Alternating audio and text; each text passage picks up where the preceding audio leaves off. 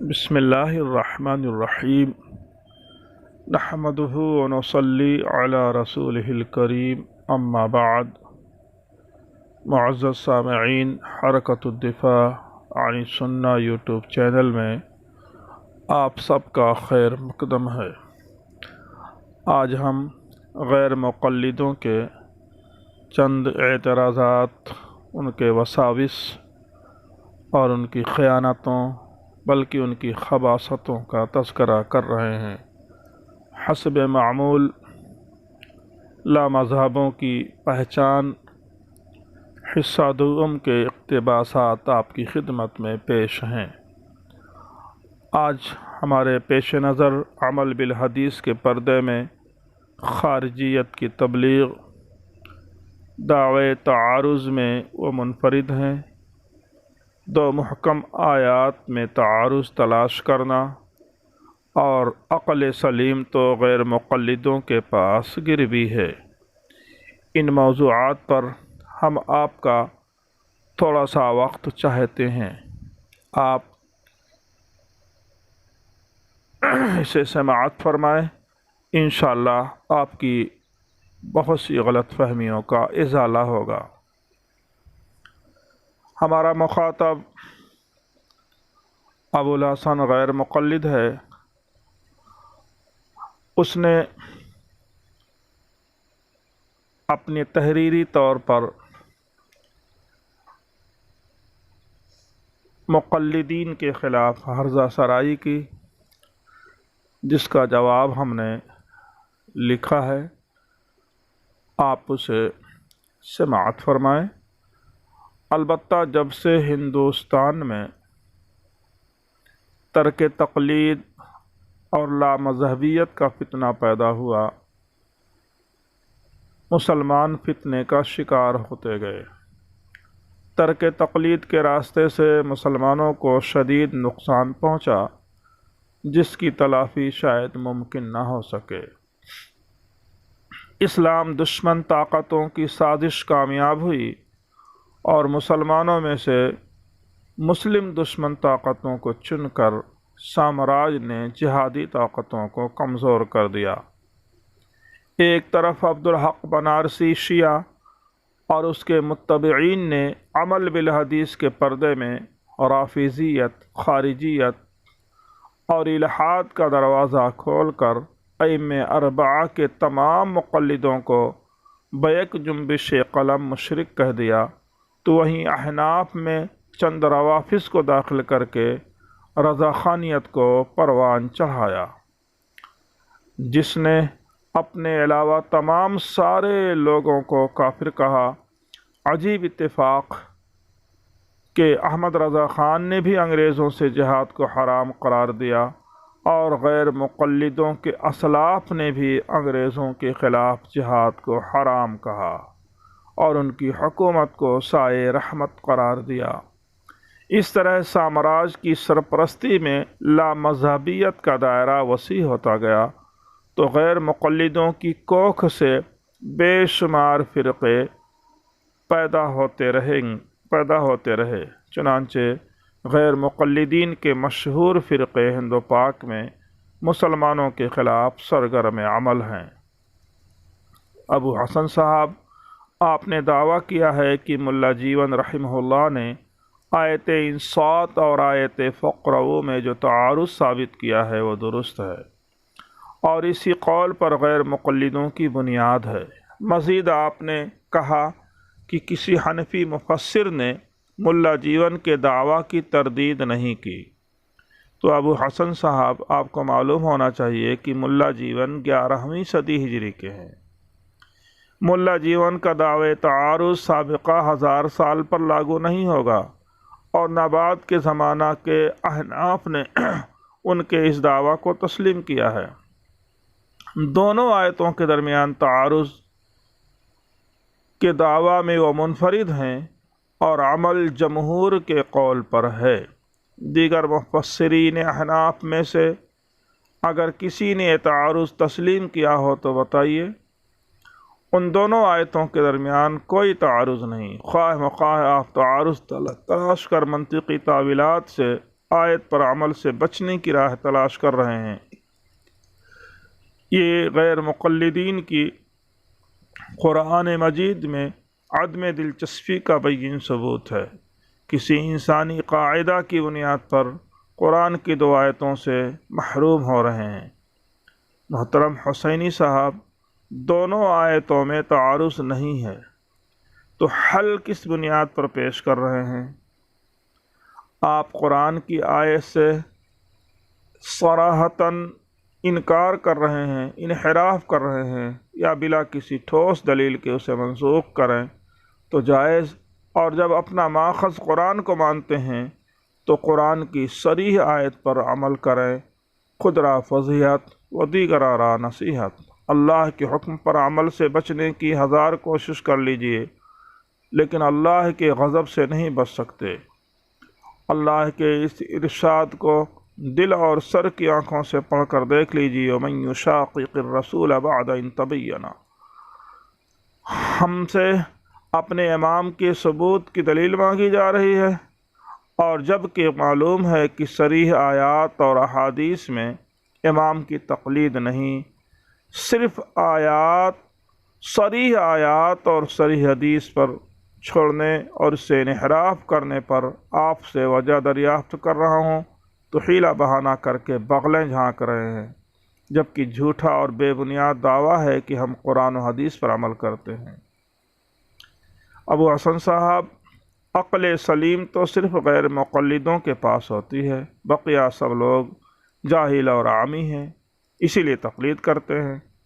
اللہ تعالیٰ نے چن چن کر سارے عقل مندوں کو مذہب سے آزاد غیر مقلد بنا دیا ہے، کیونکہ مقلدین خواہ علوم قرآن و حدیث میں بحر زخار ہوں، لیکن عقل اور مادرزاد مجتہد اور عالم غیر مقلدوں کی نگاہ میں وہ جاہل ہی شمار ہوں گے، خواہ وہ اپنے وقت کے امام غزالی ہوں، یا شاہ ولی اللہ محدث دہلوی ہوں، یا علامہ انور شاہ کاشمیری ہوں، یا کوئی بھی ہو۔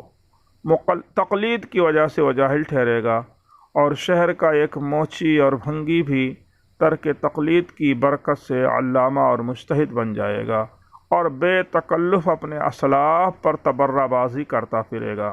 سنیے، ابو عمر عبدالعزیز نورستانی، غیر مقلد، مدرس الجامعۃ العصریہ، پشاور، تحریر کرتا ہے کہ جب کسی فعل کا ثبوت نماز کے اندر ثابت نہیں، اس کو نہیں کرنا چاہیے، لیکن ہمارے اہل حدیث بعض وقت ایسی اندھی تقلید کرتے ہیں کہ مقلدین سے بھی ان کی تقلید بدتر ہو جاتی ہے۔ اِنَّ لِلَّهِ وَإِنَّا إِلَيْهِ راجعون، کتاب الوتر، صفحہ نمبر 115۔ یہ اعتراف کیا ہے عبدالعزیز نورستانی نے، اور سچ کہا ہے اس نے۔ ہم نے جو آیت انصات کی تفسیر بالسنہ کی ہے، آپ کی آنکھوں سے نظر نہیں آئی، اس لیے ہم آپ کی آنکھوں میں پھنسے ہوئے نظر آ رہے ہیں۔ جب آپ نے اہل سنت الجماعت کے ساتھ نفرت کی عینک لگا رکھی ہے تو آپ کو سنت رسول کہاں سے نظر آئے گی؟ اتنی زیادہ واضح اور صراحت کے ساتھ صحیح مسلم کی روایت ہم نے آپ کے سامنے رکھی، نہ جانے کیوں حقارت کی نگاہ سے اسے ٹھکرا رہے ہیں۔ ایسا محسوس ہوتا ہے کہ احادیث رسول کو بھی آپ نے تقسیم کر دیا ہے۔ جو احادیث ہم احناف پیش کریں گے وہ ناقابل التفات ہوگی، اور جھوٹے مکار نام نہاد اہل حدیث صرف اپنی پسند اور مطلب کی حدیثیں چن لیتے ہیں۔ ابو حسن صاحب، آپ نے آیت کی تفسیر میں حضرت ابو ہریرہ رضی اللہ تعالیٰ عنہ کی کون سی حدیث پیش کی ہے؟ اگر واقعی آپ مخلص ہیں، سچے متبع رسول ہیں، تو اللہ کو حاضر و ناظر سمجھ کر بتائیں کہ صحیح مسلم کی روایت جو آپ نے پیش کی ہے اس میں اقرا بہا فی نفسک حدیث رسول ہے یا قول صحابی؟ ہم نے آپ کے مسروقہ مضمون کے جواب میں آپ کی اس دلیل کا تفصیلی جواب دیا تھا، آپ نے پڑھا نہیں۔ حضرت ابو ہریرہ رضی اللہ تعالیٰ عنہ کے قول کے مقابلے میں صحیح ترین حدیث رسول مسلم شریف کے حوالے سے آپ کے سامنے میں نے پیش کیا، لیکن سنت رسول کی دشمنی کا ثبوت دیتے ہوئے صحیح مسلم کی صحیح ترین سنت رسول پر قول صحابی کو ترجیح دے رہے ہیں۔ یہ صرف اور صرف مطلب پرستی ہے، اس سے زیادہ کچھ نہیں، جبکہ آپ ہی کے اسلاف صحابہ کرام کو چڑھا چڑھا کر کہتے ہیں کہ رسول اللہ کے صحابہ آپ کے اقوال حجت نہیں، آپ کے آثار حجت نہیں، آپ لوگ اگر تمام کے تمام مل کر بھی کسی بات پر اجماع کر لو تو ہم لا مذہب اسے تسلیم نہیں کریں گے۔ ابو حسن صاحب کیا مجبوری ہے کہ حضرت ابو ہریرہ رضی اللہ تعالیٰ عنہ کے قول کو رسول اللہ صلی اللہ علیہ وسلم کی ساری احادیث پر آج ترجیح دے رہے ہیں۔ میں نے آپ کے محقق مضمون نگار جہاں سے آپ نے یہ ترجمہ چرایا تھا کہ غلط ترجمے کی نشاندہی بھی کی تھی، اس پر بھی آپ نے شرمندگی کا اظہار تک نہ کیا۔ کیا مسلک کے دفاع میں اس طرح مجنون ہو گئے ہیں کہ حدیث رسول کا بھی پاس و لحاظ نہیں؟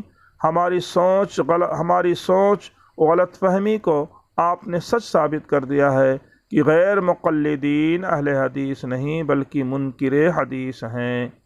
حضرت عبادہ ابن صامت رضی اللہ تعالیٰ عنہ کی حدیث جس کی جانب آپ اشارہ کر رہے ہیں کہ یہ قرآن حدیث کی تفسیر ہے، قرآن و حدیث کی تفسیر ہے، ابو حسن صاحب اگر واقعتاً آپ مخلص ہیں، منافقت چھپائے ہوئے نہیں ہیں، تو حضرت عبادہ ابن صامت رضی اللہ تعالیٰ عنہ کی حدیث کا ایک ایک حرف میں پڑھتا ہوں، اس میں بتائیں کہ مقتدی کا تذکرہ کہاں ہے۔